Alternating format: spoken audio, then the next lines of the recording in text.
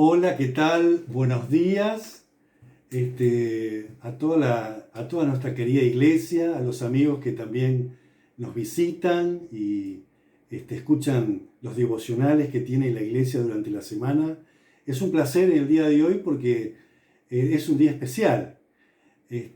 Hoy vamos a estar reflexionando acerca de la ansiedad y las conductas adictivas en estos tiempos, en tiempos de cuarentena.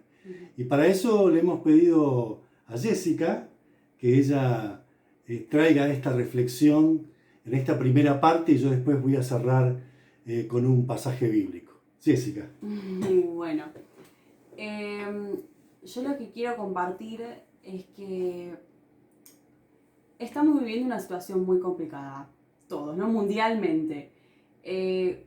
Con todas estas cosas, con todas las cosas que puede traer, desde la incertidumbre, desde malestar por no saber qué hacer, desde la pérdida de control.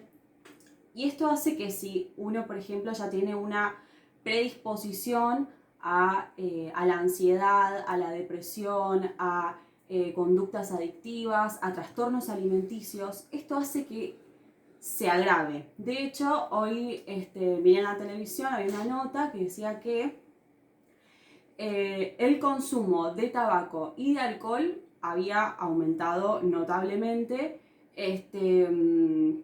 así como también la depresión, como la ansiedad, ¿no? Todo esto se agravó. Entonces yo como estuve pensando, bueno, puedo hablar de las conductas adictivas, que uno en general cuando piensa en una adicción, dice, bueno, adicción, tabaco, alcohol, drogas, y si bien uno puede tener un problema con esto, en general capaz lo pensamos como más ajeno a nosotros, ¿no? Y, y hay otro tipo de conductas que capaz son más comunes a todos, como por ejemplo tener conductas adictivas con la comida, tener conductas adictivas con el sexo, con incluso personas, con la tecnología. Hay una serie de cosas que uno puede tener una cierta adicción. Y esto provoca que la persona pierda el control y que muchas áreas de su vida se vean afectadas. Este, ¿Cómo funcionan las adicciones? O sea, las adicciones son como una forma de evitar la realidad que la persona que tiene una conducta adictiva lo vive como insatisfactorio, ¿no? Es una realidad que es insatisfactoria y es una conducta de evasión. Uno trata de escapar de esta realidad teniendo este tipo de conductas. Y no, en su mayor parte no son conscientes de esta insatisfacción. Entonces, en lugar de buscar ayuda, lo que suelen hacer como estímulo-respuesta, ir a buscar la satisfacción momentánea e instantánea que ofrece este estímulo. Entonces, en general, cuando una adicción aparece, lo hace como para suplir una carencia, ¿no? Del cual uno se quiere escapar.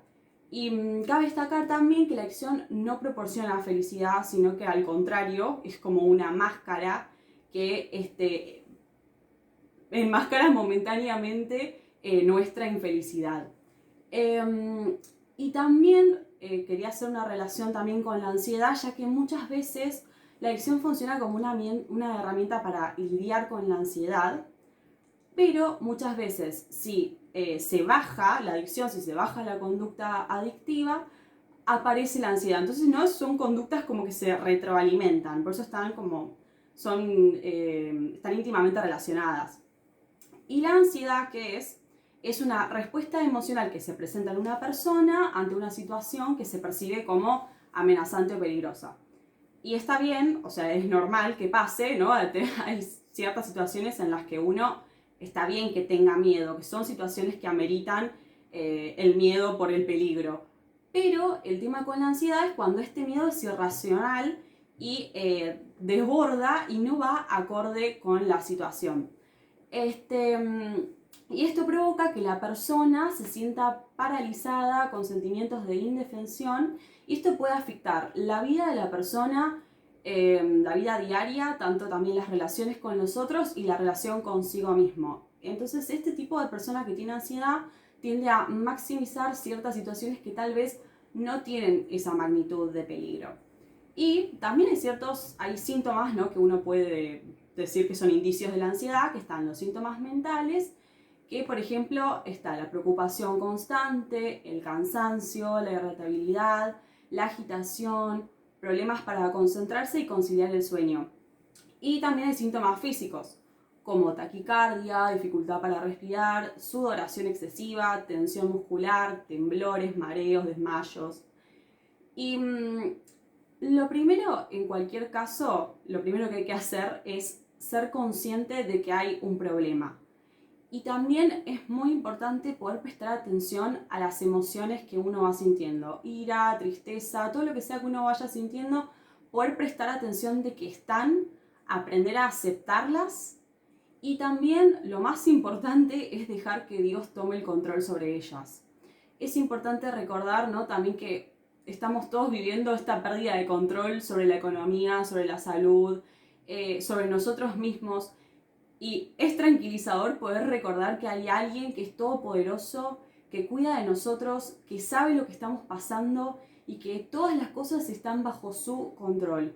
Por eso hay que comunicarse con él, hay que entregarle las cargas, hay que entregarle la ansiedad, las conductas adictivas, pero también permitiendo que él nos pueda llenar de su paz.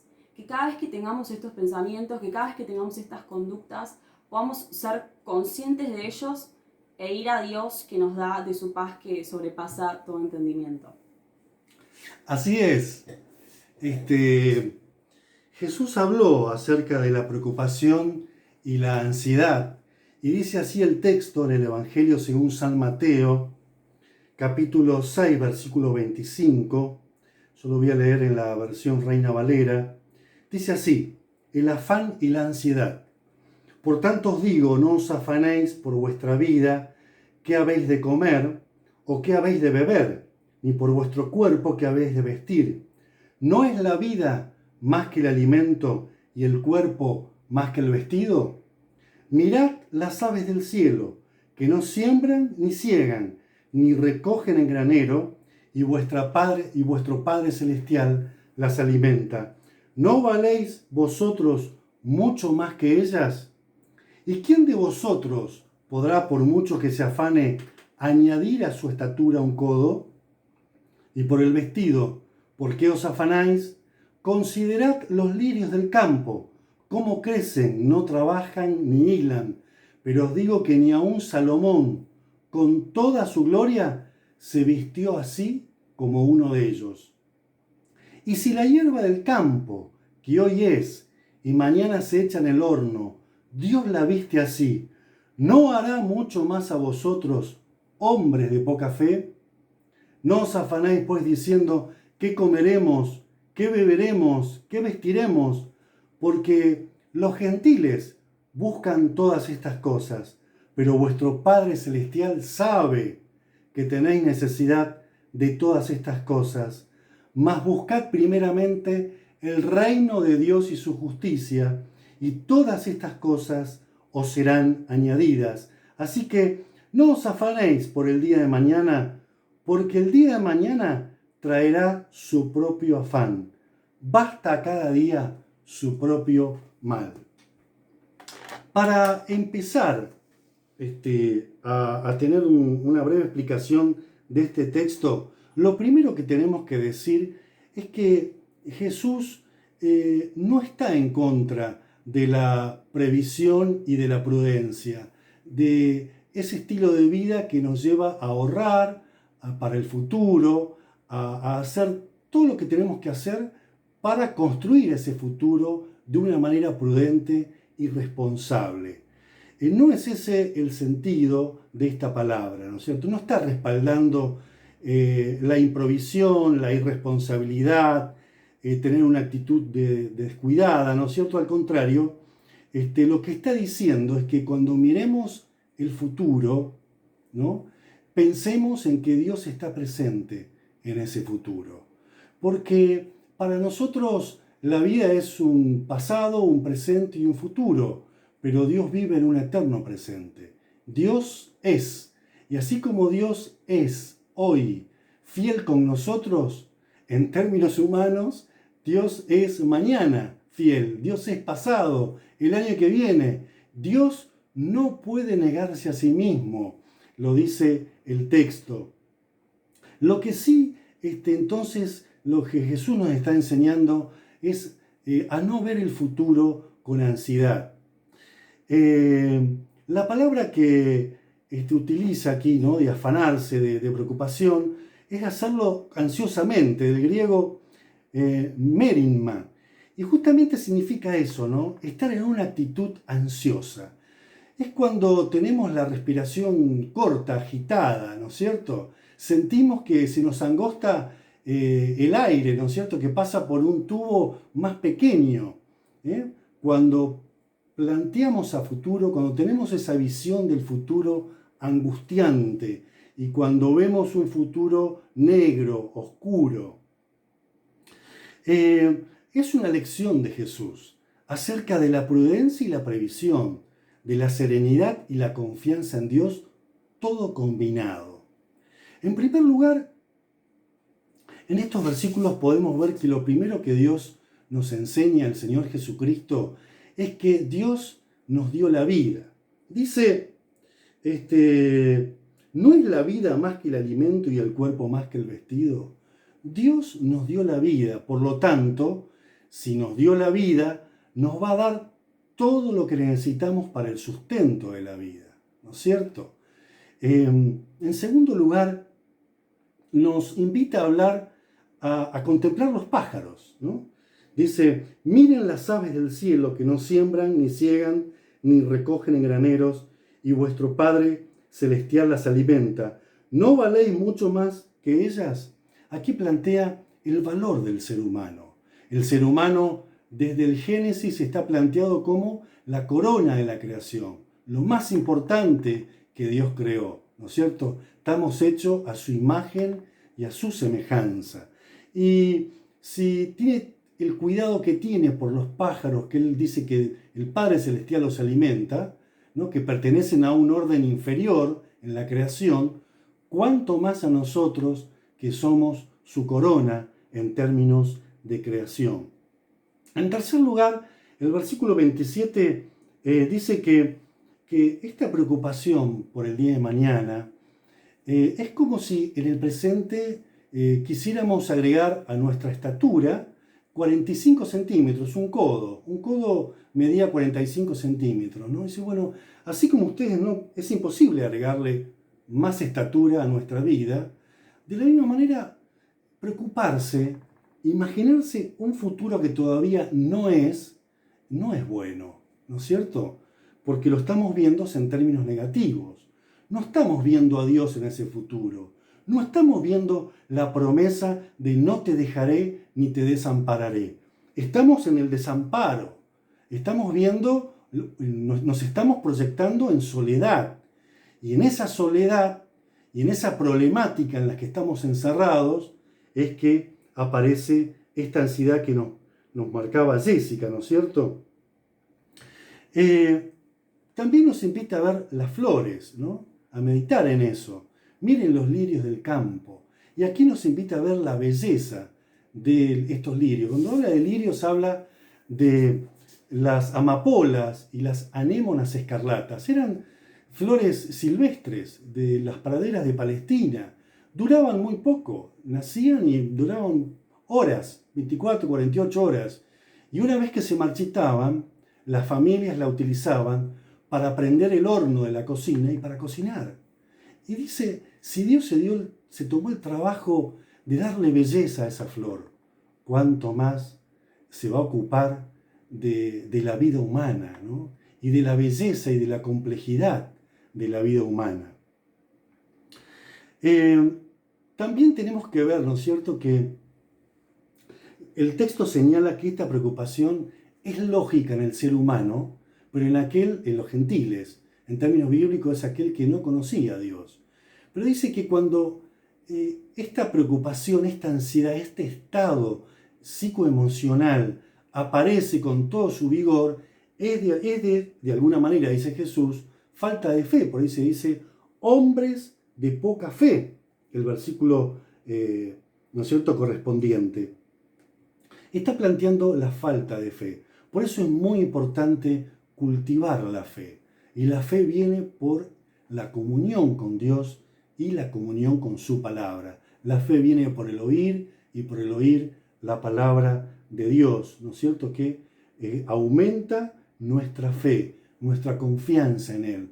Lo vamos conociendo a Dios, lo vamos descubriendo, pero de manera personal, porque el conocimiento de Dios que es válido no es el conocimiento donde termina en el estudio de la Biblia, ¿no?, sino que además, si no, sería privativo de los teólogos. Solamente los teólogos podrían conocer a Dios.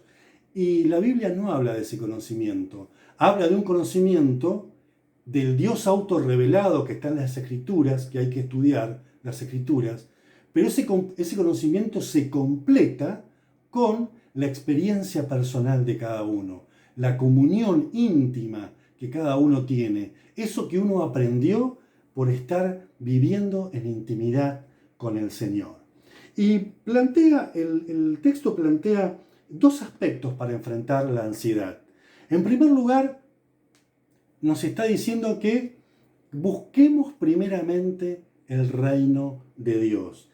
Este texto está expresado en un imperativo, en un tiempo presente, es decir, que es algo continuo. Continuamente debemos de buscar a Dios. ¿Y qué tenemos que buscar de Dios? El señorío de Cristo. Cristo debe ser Señor de nuestras vidas. Cuando hemos entregado nuestras vidas a Dios, le hemos dicho que entre a morar en nosotros. Nosotros somos el templo de Dios, aún el lugar santísimo, el naos de Dios. Eso es lo que nosotros somos. Él viene a ser morada en nosotros y le hemos pedido perdón por nuestros pecados. Él viene a estar en nosotros y cuando Él viene en calidad de rey, ¿no es cierto? Él trae su reino, Él trae una nueva cosmovisión, cómo vemos la vida, cómo vemos nuestra propia vida, cómo vemos al otro, cómo vemos la sociedad, cuáles son las pautas de comportamiento social que Él aprueba y la que Él rechaza, la que Él no les gusta, ¿no es cierto? Entonces ya nos movemos con los principios del reino de los cielos. Y entonces nosotros tenemos que buscar ese reino, ¿no?, el reino que Él trajo, conocerlo y ajustar nuestras vidas a esa vivencia, a esa propuesta que Él nos hace por medio de Jesucristo. Y en segundo lugar, dice, buscar primeramente, buscar de manera entusiasta, con el deseo de encontrarnos con Dios. Y en segundo lugar, dice que basta cada día su propio mal. Hay que vivir un día a la vez, ¿no? Y uno puede decir, hoy Dios fue fiel conmigo. Todo lo que necesito para la vida y para llevar adelante el plan de Dios de mi vida, lo tengo. Y si miramos para atrás, vamos a encontrar un montón de momentos en nuestras vidas, 5, 10 años, 15, en que estábamos preocupados por el presente que hoy vivimos, qué iba a pasar en nuestras vidas. Sin embargo, podemos decir, hasta aquí nos ayudó Jehová, hasta aquí nos ayudó Dios. Dios ha sido siempre fiel, porque Dios es fiel, entre otras cosas, entre otros atributos. Dios es amor, Él nos ama, y su amor compasivo vendrá en nuestra búsqueda, nos va a abrazar, nos va a dar todo lo necesario para que llevemos adelante el plan que Él ha preparado para nuestras vidas. La preocupación y la serenidad vienen del mismo lugar, del interior. No le demos lugar al vacío, démosle lugar al señorío, que trae promesa, que trae bendición, que trae plenitud de vida. Dios lo ha preparado todo para que desde nuestro interior corran ríos de agua viva. Así lo ha prometido Jesús. El que en mí cree, desde su interior correrán ríos de aguas vivas. Estaba haciendo alusión a la persona del Espíritu Santo en nuestras vidas. Y siempre tenemos que tener presente aquella frase de Isaías, del profeta Isaías, en el capítulo 26, versículo 3, que dice: tú guardarás en perfecta paz a aquel cuyo pensamiento en ti persevera. Siempre estar pensando en Dios, un Dios presente. Que la experiencia espiritual se haga conciencia presente, esté constantemente latiendo en nosotros, sintiendo esa realidad, meditando en esa realidad. Y termina diciendo el versículo, cuyo pensamiento en ti persevera, porque en ti ha confiado. Y los que confían en Dios nunca van a ser defraudados. Bueno, hasta aquí hemos llegado con esta reflexión sobre la ansiedad y las conductas adictivas en tiempos de cuarentena.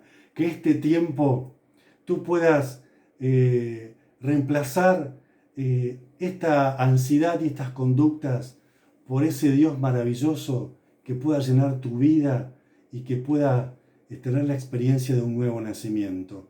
Necesitas a Cristo en tu vida. Solamente Él puede resignificarla y darle una nueva orientación y vivir dentro del plan eterno que Él ha preparado para tu vida. Seguimos mañana. Mañana domingo vamos a tener un culto, el culto por internet, y estará trayéndonos la palabra Jonathan Proietti. Así que va a ser un gusto juntarnos mañana, cantar y alabar por internet y escuchar la palabra por medio de Jonathan Proietti. Dios te bendiga. Chao.